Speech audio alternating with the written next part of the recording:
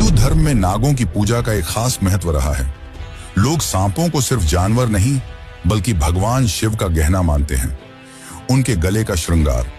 हमारे देश में कई ऐसे मंदिर हैं जो नाग देवता को समर्पित हैं और उन्हीं में से एक बहुत ही खास मंदिर है उज्जैन का नाग चंद्रेश्वर मंदिर।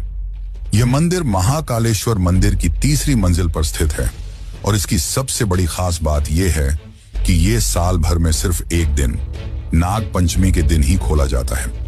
मान्यता है कि नागराज तक्षक स्वयं यहां विराजमान हैं और उनकी इच्छा थी कि उन्हें एकांत में पूजा जाए, इसलिए मंदिर के पट साल में सिर्फ एक बार खोले जाते हैं और उसी दिन भक्त दर्शन कर पाते हैं।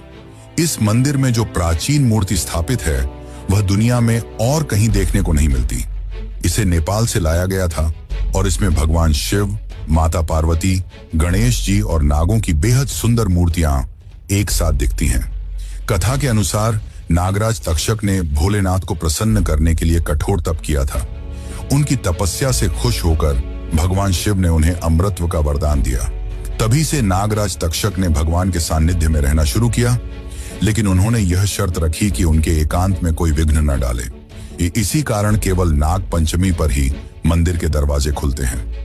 नाग चंद्रेश्वर मंदिर सिर्फ एक मंदिर नहीं बल्कि आस्था, रहस्य और परंपरा का वो संगम है जो हर शिव भक्त को एक बार जरूर महसूस करना चाहिए।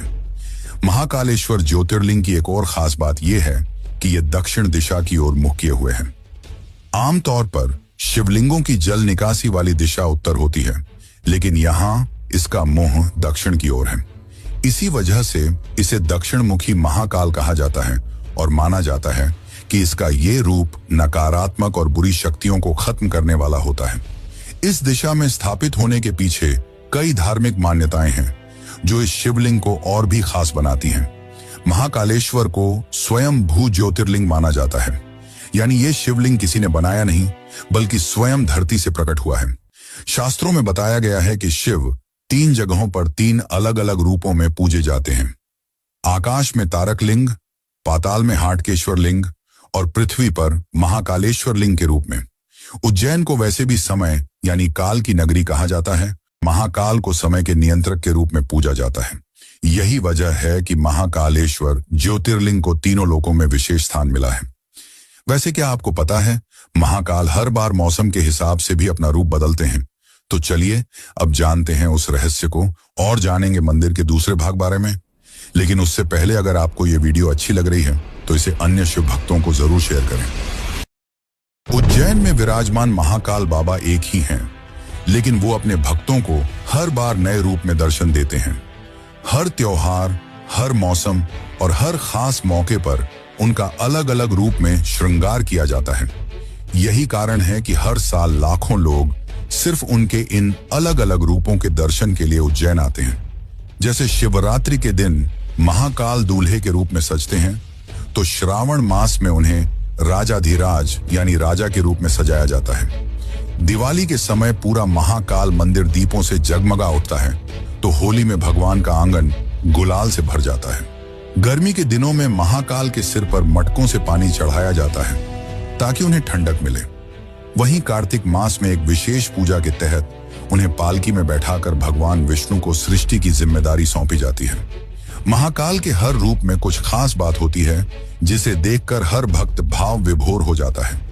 यही वजह है कि उन्हें उज्जैन का राजा भी कहा जाता है, और जब बात राजा की हो तो सम्मान भी वैसा ही होता है।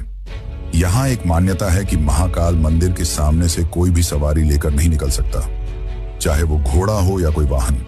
खास तौर पर बारातों में जब दूल्हा घोड़ी पर बैठता है तो उसे मंदिर के सामने से ले जाना अशुभ माना जाता है। माना जाता है कि ऐसा करने से अनहोनी हो सकती है, इसलिए लोग इस रास्ते को बचाकर जाते हैं। ये परंपरा सदियों से चली आ रही है। ये कोई जबरदस्ती नहीं बल्कि एक श्रद्धा और सम्मान का प्रतीक है। आज भी उज्जैन में इस नियम का पालन किया जाता है। भले ही इस पर कोई कानूनी या धार्मिक रोक नहीं है, लेकिन भक्तों के दिल में बसे सम्मान के कारण लोग खुद ही इस परंपरा को निभाते हैं। दोस्तों, जैसा कि मैंने बताया था कि महाकालेश्वर मंदिर 3 भागों में विभाजित है, तो उसका एक भाग है जूना महाकाल। तो चलिए जानते हैं उसके बारे में। महाकालेश्वर मंदिर के अंदर एक और शिवलिंग है जिसे जूना महाकाल कहा जाता है। यह शिवलिंग कहानी और चमत्कारों की वजह से आज भी चर्चा में रहता है। कहा जाता है कि पुराने समय में जब मंदिर पर कई बार हमले हुए थे, तब आक्रमणकारियों ने मुख्य शिवलिंग को नष्ट करने की कोशिश की थी। उस खतरे से शिवलिंग को बचाने के लिए पुजारियों ने असली शिवलिंग को हटाकर सुरक्षित जगह रख दिया और उसकी जगह एक दूसरा शिवलिंग वहां स्थापित कर दिया, ताकि पूजा पाठ और रीतियां चलती रहे। जब हालात सामान्य हो गए और हमला रुक गया, तब फिर से असली शिवलिंग को वापस उसी जगह स्थापित कर दिया गया। लेकिन अब जो दूसरा शिवलिंग बच गया था, उसका क्या किया जाए? इस पर काफी सोच विचार के बाद पुजारियों ने उसे मंदिर के एक हिस्से में फिर से स्थापित कर दिया। तभी से उसे जूना महाकाल कहा जाने लगा, यानी पुराना महाकाल। आज भी हर साल महाकाल की सवारी से पहले सबसे पहले पूजन जूना महाकाल का ही होता है। यह परंपरा आज तक निभाई जाती है। हालांकि आमतौर पर लोग जूना महाकाल के दर्शन को नजरअंदाज कर देते हैं, क्योंकि उनका ध्यान सिर्फ मुख्य ज्योतिर्लिंग पर होता है। लेकिन जो साधना और तंत्र की गहराई को जानते हैं, वो कहते हैं कि अगर आप महाकाल के दर्शन से पहले जूना महाकाल के दर्शन कर लो, तो आपके जीवन की हर रुकावट, हर बाधा खुद ब खुद भस्म हो जाती है। वैसे दोस्तों, उज्जैन में सिर्फ महाकालेश्वर नहीं है, बल्कि साथ में काल भैरव का एक रहस्य जो आपको चौंका के रख देगा। तो चलिए अब जानते हैं उस रहस्य को। उज्जैन शहर से करीब 8 किलोमीटर की दूरी पर काल भैरव मंदिर स्थित है, जो करोड़ों लोगों की आस्था का केंद्र है। ऐसा माना जाता है कि जब कोई भक्त महाकालेश्वर के दर्शन करने आता है, तो काल भैरव मंदिर गए बिना उसकी यात्रा अधूरी मानी जाती है। मंदिर के पुजारियों के अनुसार इसका जिक्र स्कंद पुराण के अवंती खंड में भी मिलता है। काल भैरव को भगवान शिव का रौद्र और तांत्रिक रूप माना जाता है। वे तामसिक प्रवृत्ति के देवता हैं और इसी कारण उन्हें शराब का भोग चढ़ाने की परंपरा सदियों से चली आ रही है। यहाँ रोजाना सैकड़ों हजारों बोतल शराब चढ़ाई जाती है। लेकिन सबसे चौंकाने वाली बात यह है कि वो शराब आखिर जाती कहाँ है, ये आज तक कोई नहीं जान पाया। पुजारी जब शराब से भरा कटोरा मूर्ति के पास रखते हैं, तो देखते ही देखते शराब मूर्ति के होंठों से गायब हो जाती है, मानो भगवान खुद पी रहे हों। न मूर्ति में कोई छेद है, न कोई पाइप, न कोई सुराख, लेकिन फिर भी शराब खत्म हो जाती है।